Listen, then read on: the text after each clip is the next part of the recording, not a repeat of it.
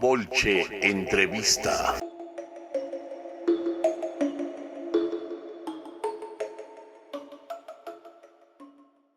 En las mañanas de Bolche Radio tenemos una invitada muy especial. Ella se llama Marta Alfonso, es profe y representante a la Cámara por la Alianza Verde y el Pacto Histórico. Ella es la coordinadora ponente de la reforma a la salud. Y bueno, le damos la bienvenida a la compañera Marta. Marta, ¿cómo estamos? Un saludo muy especial para toda la audiencia de Voz. Bueno, profe, vamos a arrancar con pues algo muy personal. Eres coordinadora ponente a la reforma a la salud. Me imagino que han sido días duros de trabajo, de prensa. Bueno, ¿cómo estás? ¿Cómo te encuentras? ¿Cómo está la moral para seguir asumiendo este debate, uno de los más importantes de los últimos años en la agenda política? Bueno, ha sido un trabajo efectivamente muy duro, muy difícil, para el que hay que tener una disposición física, mental y espiritual enorme. Física porque son jornadas de trabajo muy largas, muy dispendiosas. Cuando estábamos, por ejemplo, desarrollando la ponencia para primer debate. Durante cerca de 15 días tuvimos jornadas de 16, 18, a veces hasta 20 horas de trabajo. Íbamos, dormíamos un rato, de 2 horas nos cambiábamos y seguíamos nuevamente a las 8 de la mañana trabajando. Pero también emocional porque el nivel de exposición pública que hay es muy fuerte, sobre todo exposición a argumentaciones que son a veces mentirosas, provocadoras, que no van a los argumentos, sino a las formas, o que proponen interpretaciones de la reforma que son absolutamente de mala fe. eh, Se ha difundido una cantidad de información que realmente no corresponde a la realidad y que a veces incluso, voy a decírtelo, desde el mismo gobierno no es respondida con contundencia.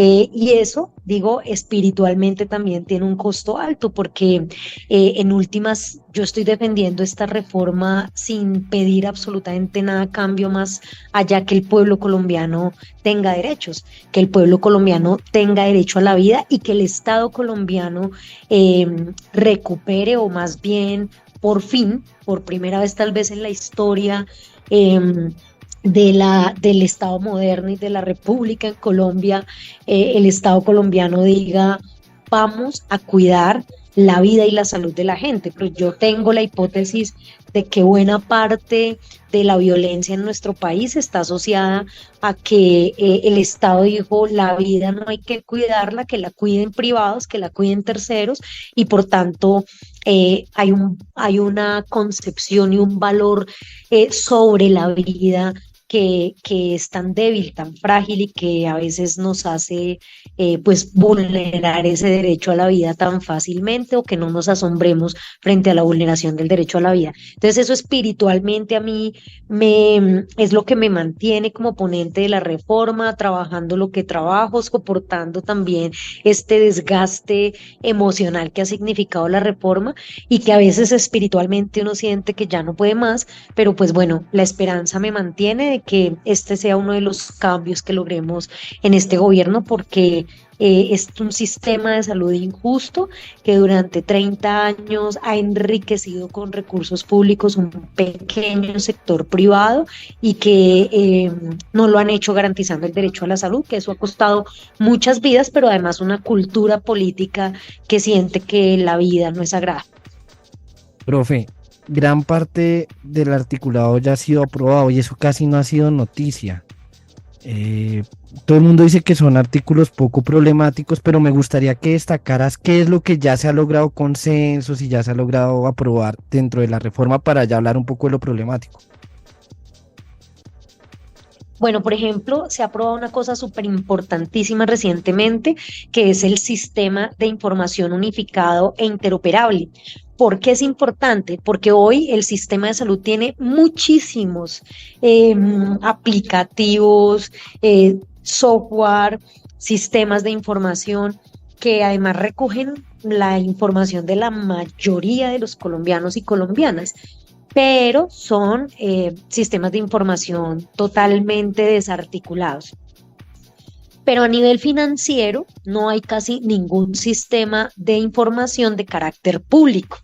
Las finanzas del sistema de salud colombiano se manejan casi que bajo secreto de Estado, y eso ha permitido que haya mucha corrupción. Por ejemplo, que haya el enriquecimiento de sectores privados con recursos públicos, que se haya construido un montón de empresa privada con recursos públicos, de empresas de salud del Estado, de empresas, perdón, de prestación de servicios de salud de carácter privado con recursos públicos y en detrimento del sector público, que es lo grave. Porque uno dice que el sistema de salud crezca, perdón, que la empresa privada crezca, pero no deprimiendo la salud pública, ¿cierto? Las instituciones de salud públicas. Em, Se ha aprobado también una cosa, entonces este sistema de información lo que hace es que le da mucha más transparencia al sector salud, garantiza que toda la información del sistema sea de acceso ciudadano, excepto los datos sensibles personales de la gente, historias clínicas, por supuesto, eso no, pero sí cómo es el flujo de los recursos de la salud, cómo son las tarifas que están cobrando, cuándo cobraron, por qué este no le pagó a este otro si ya tenía el desembolso, por ejemplo, por qué no se le paga a los trabajadores de la salud en una institución si ya el Estado le consignó de manera directa a un hospital o a una clínica privada por los servicios prestados. Bueno, entonces eso transparenta el sistema y garantiza mayor control social.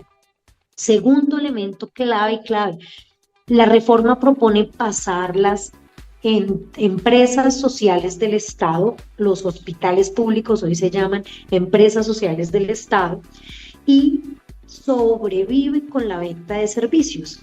Entonces, en las zonas más apartadas, pues la venta de servicios es poca porque hay poca población o porque la población es muy dispersa y la venta de servicios no logra sostener los costos operativos del sistema de salud. Entonces, más que el sistema, perdón, de las instituciones, de esos hospitales, por ejemplo, en los municipios. Entonces, la reforma propone que esas instituciones de salud, esos hospitales de primer nivel de carácter público que están en los pueblitos, los centros de salud de los corregimientos, sean subsidiados a la oferta. Es decir, con la reforma tendrán un presupuesto fijo que los va a financiar en sus equipos de salud, en su funcionamiento, y de esa manera garantizamos que estén abiertos 24/7 para atender a la población de ese municipio.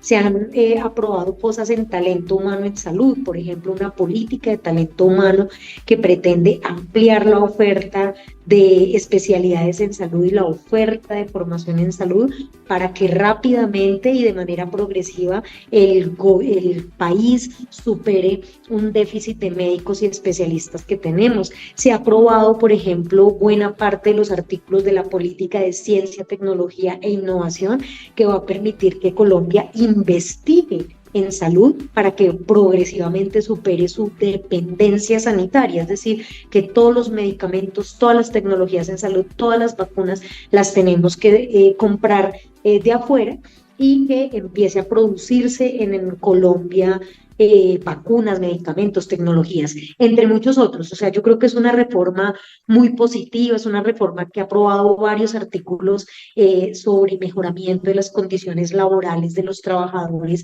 de los hospitales públicos del país, bueno, entre otras. Profe, la semana pasada, y bueno, en esta también se va a seguir discutiendo la reforma, pero el país conoció espinosos debates por cuenta de un artículo, el 42, si no estoy mal, y también por el saboteo permanente de sectores de oposición, algunos independientes e incluso partidos que hacen parte del gobierno. Bueno, me gustaría saber tu análisis de esta situación que tienen a la reforma como un estancamiento ahí, ¿no? Como premeditado, pero me gustaría conocer tu opinión, profe.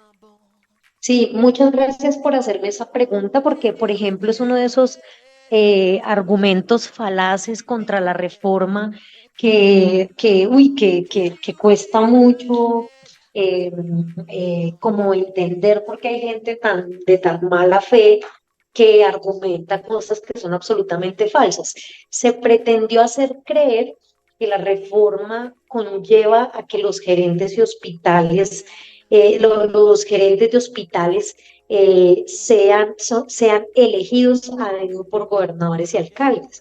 Pues resulta que los gerentes de hospitales ya son elegidos por gobernadores y alcaldes desde 1991.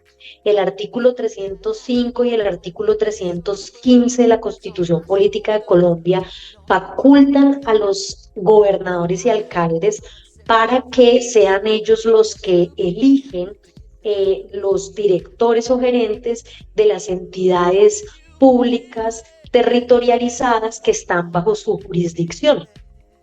Eso se ha intentado reglamentar de múltiples maneras, incluso ya hubo una ley que promovía el concurso de méritos para los gerentes de hospitales y finalmente eso nunca logró, se hizo y terminó siendo una corrupción también muy tremenda porque se vendían los exámenes o se modificaban y se alteraban por plata, por coimas, los resultados de esos exámenes. ¿Qué es lo que propone la reforma? Actualmente ya los gerentes de hospitales son elegidos por gobernadores y alcaldes con sus criterios y como a ellos les parece. ¿Qué es lo que proponía la reforma? Un sistema de contrapeso, que el Ministerio de Salud con el Departamento Administrativo de la Función Pública y contratando una entidad externa de educación superior, se hiciera una prueba de competencias y conocimientos, una prueba de capacitación para los aspirantes a ser gerentes de hospitales y que con base en una lista que se le entrega al Ministerio de Salud, el ministerio pudiese enviar a los alcaldes y gobernadores unas ternas. Es decir, hay algo de contrapeso allí en ese proceso de selección. Pues el Partido Liberal hace una proposición para que todo ese sistema de contrapeso se le quite al artículo.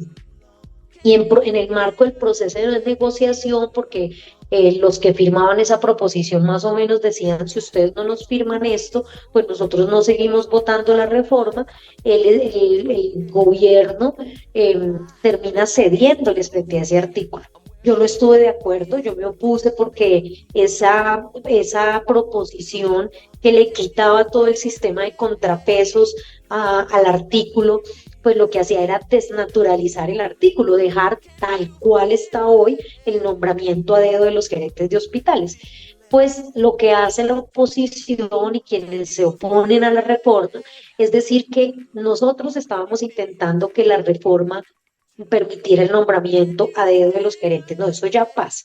Lo que no cuentan es que es el Partido Liberal el que intenta eliminar ese sistema de contrapesos que garantiza un poquitico más de transparencia y de meritocracia en ese proceso de elección. Eso fue lo que pasó. Finalmente quedó suspendido el debate de ese artículo y yo espero que ojalá se pueda aprobar como viene la reforma, que es lo que garantiza que algo cambie y no que todo siga igual. Y sobre los sabotajes, profe, esto parece Duro. muy premeditado, ¿no? No, Parece... pero absolutamente.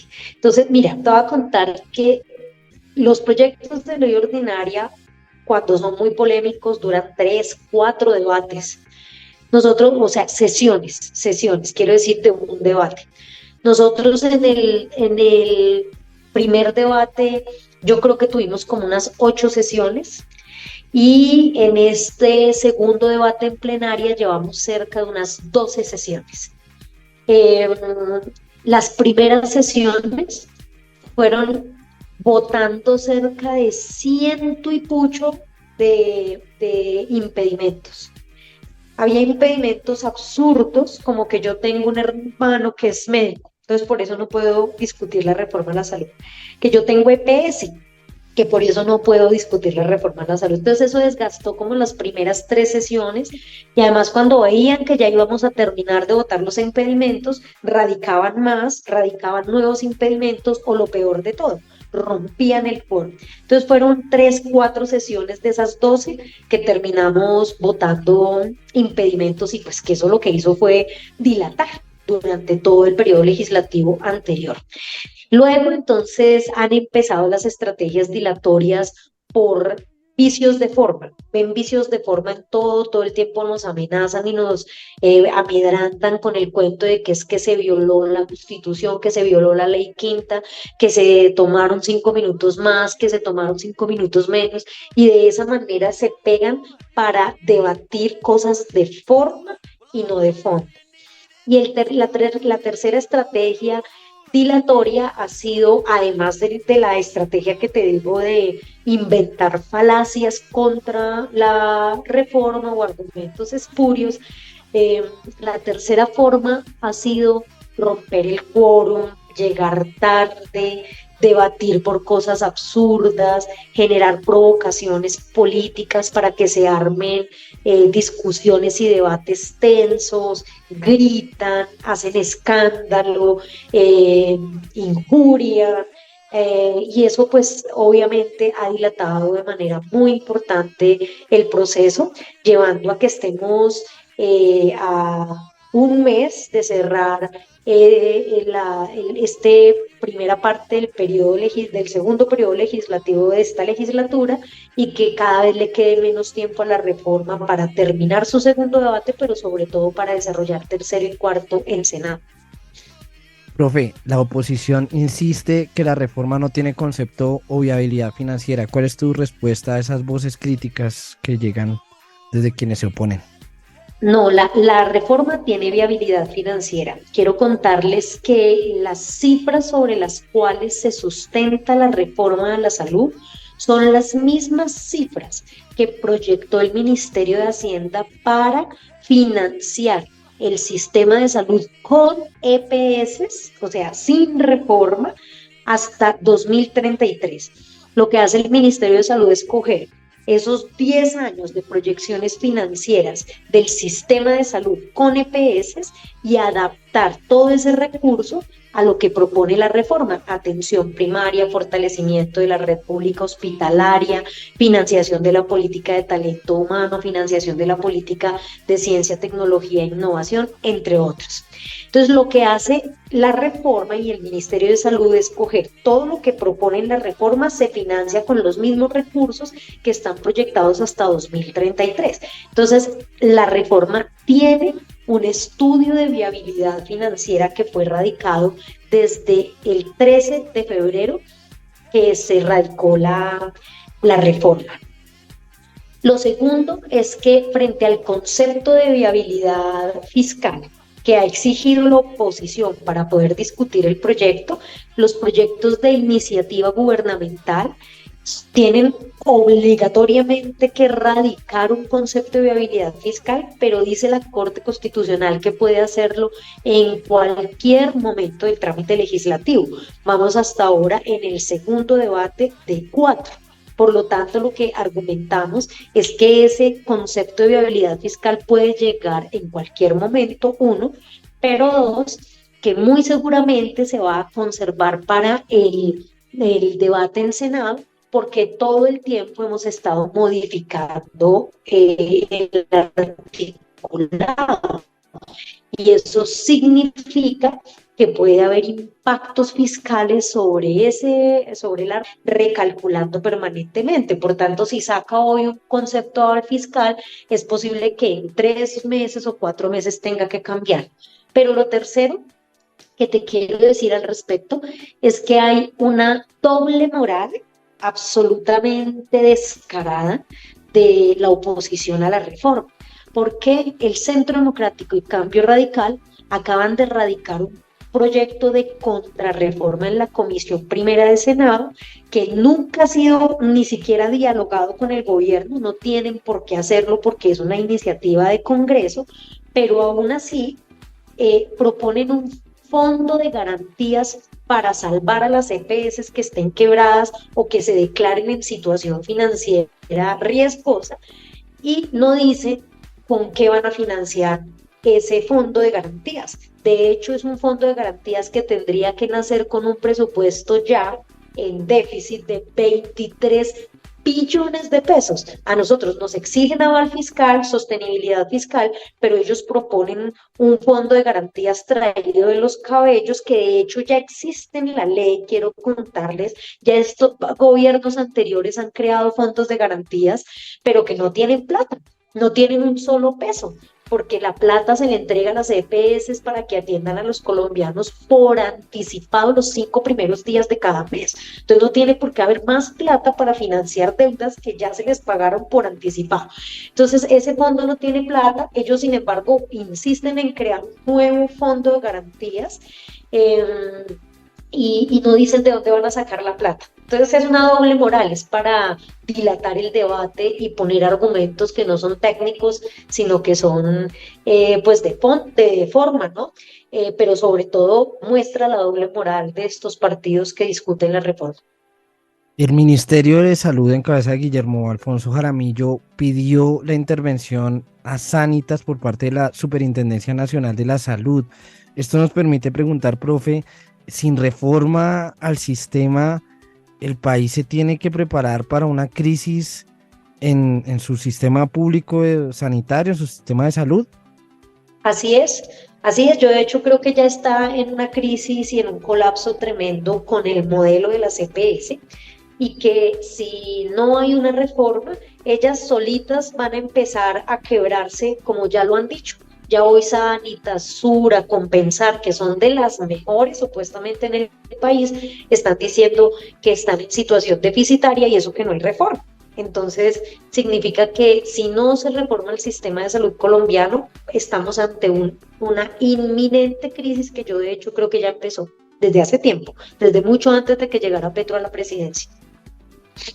Bueno, y finalmente, profe, el próximo 25 de noviembre se conmemora el Día Internacional de la Eliminación de las Violencias contra las Mujeres. Me gustaría saber tu diagnóstico entre el sistema de salud y las mujeres. No sé, me pongo a pensar en la materia, en información que se les brinda y cómo está actualmente las mujeres dentro del sistema de salud. Y bueno, y ya por otro lado, cómo la reforma trata estos temas, fundamentalmente en temas ginecológicos, obstétricos, áreas donde existe violencia contra las mujeres. Bueno, pues te cuento que las mujeres tenemos unos impactos en salud tremendos en nuestra sociedad colombiana.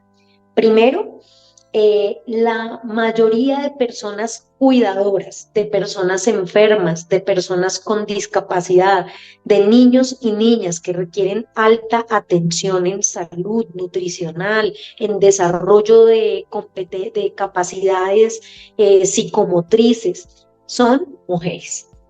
Primero, entonces un sistema de salud que no cuida a su población, pues es un sistema de salud que le pone más carga a las mujeres en la sociedad.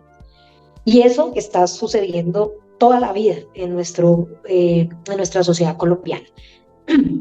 Segundo, el sistema de salud utiliza mano de obra femenina calificada y no calificada de manera intensiva, a diferencia de otros sectores. Educación es el otro, y confección.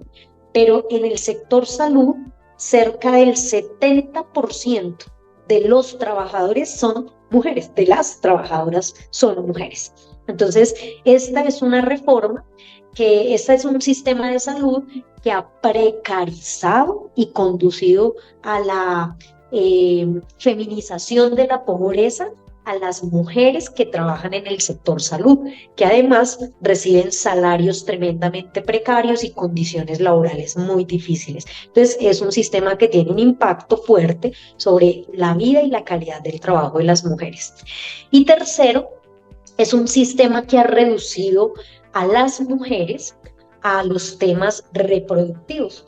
Es un sistema de salud que tiene énfasis en el cuidado de la maternidad, que tiene énfasis en la salud reproductiva más que en la salud sexual, y a pesar de que tiene ese énfasis, aún así hay graves barreras y brechas para que las mujeres accedan, aunque sea a esos servicios reproductivos. Falta de enfoque de género, tratamiento discriminatorio por parte de profesionales de la salud, se invierte muy poco dinero del que se le paga a las EPS en prevención. Entonces, cuando las mujeres llegamos con problemas asociados a las mamas, casi siempre terminan en un cáncer o se detectan muy tarde y ya no hay nada que hacer, o los cánceres de útero que terminan en histerectomías y en graves consecuencias para la salud sexual también, no solamente la reproductiva de las mujeres, para la autonomía, para la autoestima.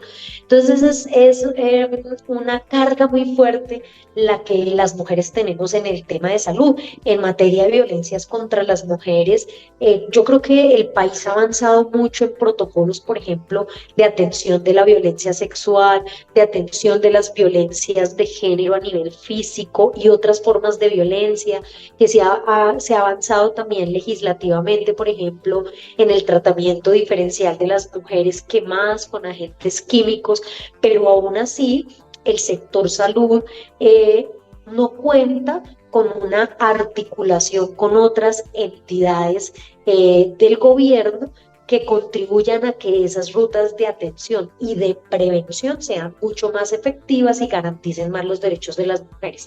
Entonces yo creo que esta reforma, uno, mejora las condiciones de trabajo de los trabajadores, por tanto va a tener un impacto de género por lo que te conté.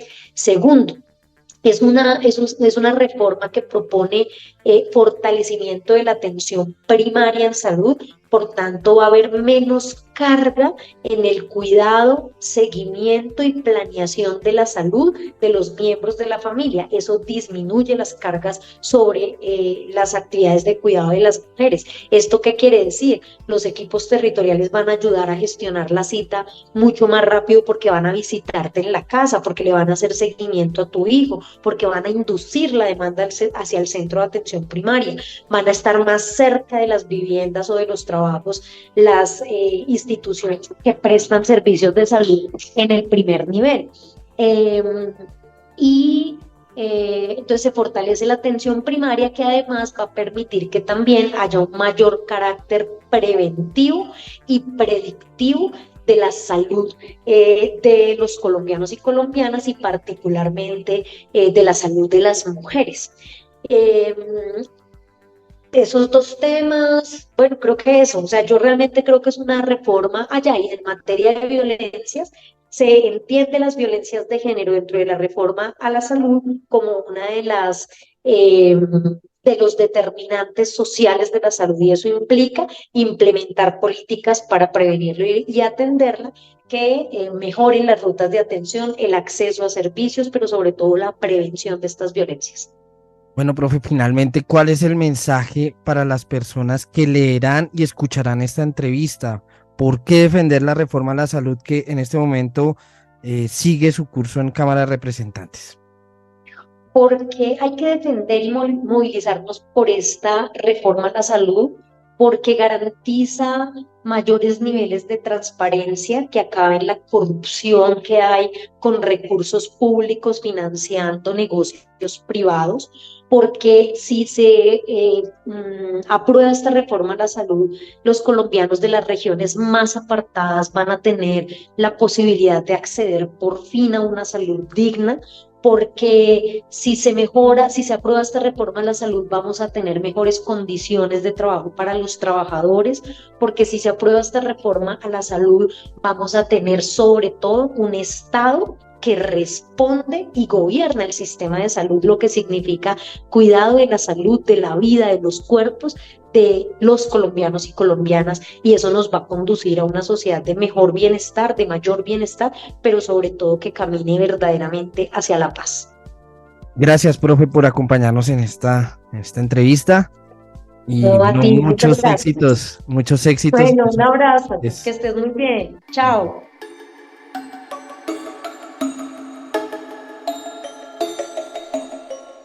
Bolche Entrevista.